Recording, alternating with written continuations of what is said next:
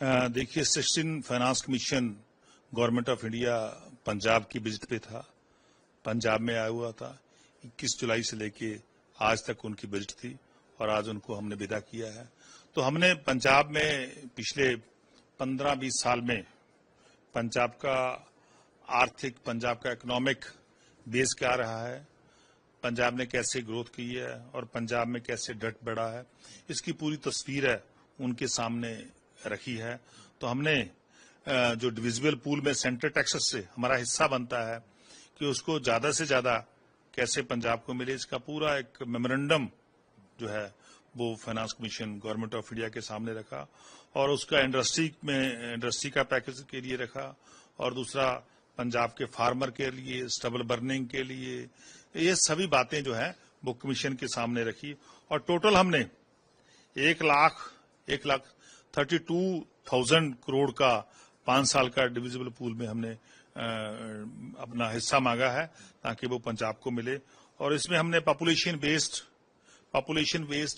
SC population, schedule caste population based, old age population based और geographically area based, forest cover में कितना आता है, डेमोग्राफिक परफॉर्मेंस पंजाब की है, इनकम डिस्टेंस पंजाब का क्या है, टैक्स एफर्ट क्या क्या पंजाब ने कितने अच्छे किए हैं, इन सभी को आधार बना के हमने एक अच्छा प्रेजेंटेशन जो है वो गवर्नमेंट ऑफ इंडिया के सामने रखने के लिए फाइनेंस कमीशन को हमने सबमिट किया है। और इसके अलावा जो जीएसटी है,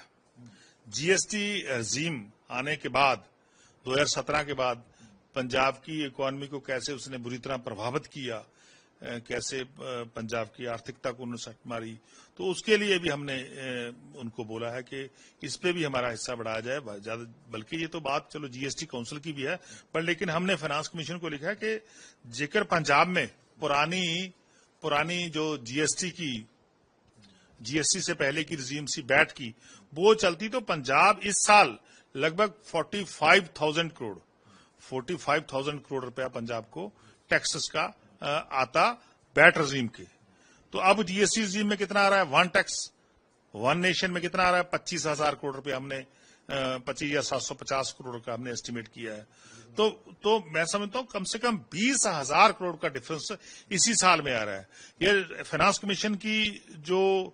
पूरी उनकी टर्म है वो 2030 तक 31 तक है। तो तब हमने एस्टिमेट किया है कि तब तक पंजाब का जीएसटी वो होगा 47,000 करोड़, मोर देन 47,000 करोड़ का होगा। पर लेकिन जेकर हमारी पुरानी रजीम रहती, जेकर हमारा बैड टैक्स का रजीम रहती, तो हमारी 95,000 करोड़ की जो हमारी है टैक्स कलेक्शन 2030 और 31 में होनी थी। तो मैं समझता हूं इससे बहुत बड़ा जो है फर्क पंजाब को हुआ है, पंजाब के साथ पड़ा है। तो इसीलिए हमने ये रखा कि इसके हिसाब से भी हम पंजाब को ज्यादा से ज्यादा टैक्स डिविजिबल पूल में हमें हिस्सा मिलना चाहिए। और जो सेस और सरचार्ज लगाते हैं जो जीएसटी के दायरे में नहीं आते, सेस और सरचार्ज के चार्ज उन सेंटर को चले जाते हैं, वो सभी को इस डिविजिबल पूल में डाला जाए ताकि पंजाब को और अन्य राज्यों को भी अपना अपना हिस्सा मिले। पंजाब ने देश के लिए लड़ाई लड़ी है, पंजाब का एक गौरवशाली इतिहास रहा है और पंजाब के लाखों लोगों ने कुर्बानियां देके देश को आजाद करवाया और सरहद के ऊपर हम बैठे हैं। हमारा जो बॉर्डर स्टेट है, तो बॉर्डर स्टेट को बहुत सारी अपनी अपनी समस्याएं होती है। तो मेरी तो सेंट्रल सरकार से बेनती है कि पंजाब का स्पेशल ख्याल रखा जाए और पंजाब के खासकर जो डिस्ट्रिक्ट, बॉर्डर डिस्ट्रिक्ट हैं, जैसे गुरदासपुर हो, तरनतारन हो, फिरोजपुर हो, फाजिलका हो, पठानकोट हो, इन सभी डिस्ट्रिक्टों को स्पेशल पैकेज देके और वहां इंडस्ट्री लानी चाहिए। जैसे देखिए हमारा जो पड़ोस का गांव राज्य है जम्मू कश्मीर,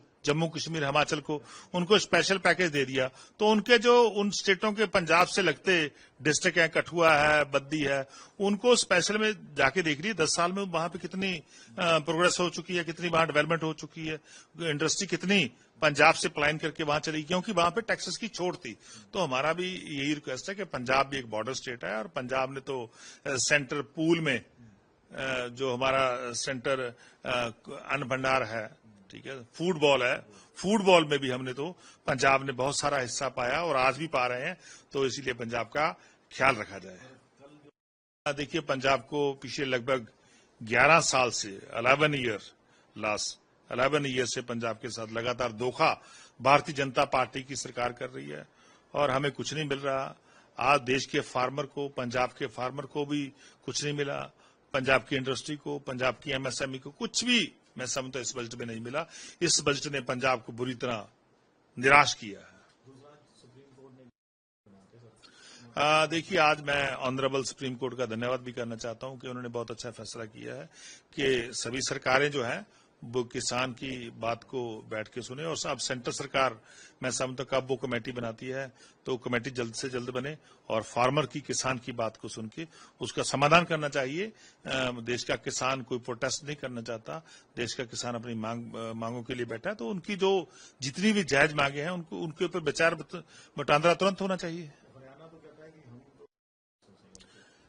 देखिए, जहां जहां भी भारतीय जनता पार्टी की सरकार है वो किसान का हमेशा ही विरोध कर रही है। जहां भी भारतीय जनता पार्टी की सरकार है, क्योंकि भारतीय जनता पार्टी जो है वो कारपोरेट फैमिलीज को प्यार करती है। वो जो बड़े बड़े पूंजीपति हैं जिनसे उनको बहुत बड़ा बड़ा चंदा मिलता है, बहुत पैसा मिलता है, उनको प्यार करती है, बल्कि फार्मर को नफरत करती है भारतीय जनता पार्टी। देखिए, मैं फिर बोल रहा हूं कि भारतीय जनता पार्टी जो एंटी फार्मर, कोई भी चाहे ऑफिसर हो चाहे कोई प्राइवेट व्यक्ति हो, उसको ऑनर करती है जो फार्मर के खिलाफ काम करता है। तो जिन लोगों ने फार्मरों के खिलाफ काम किया और फार्मर को खदेड़ने का काम किया, किसान को मारने का काम किया, उसको रिवार्ड दे रहे हैं, तो मैं समझता हूं, मैं इसकी निंदा करता हूं और हरियाणा सरकार को यह तुरंत वापस लेना चाहिए।